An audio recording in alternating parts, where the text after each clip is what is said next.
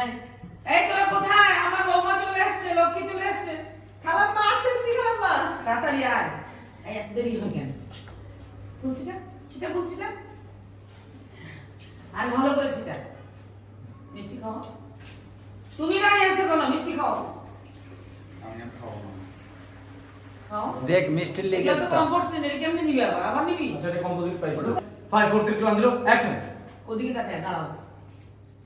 দাঁড়াও, তোমার মতো অপয়ের হাতে আমি মিষ্টি খাবো না।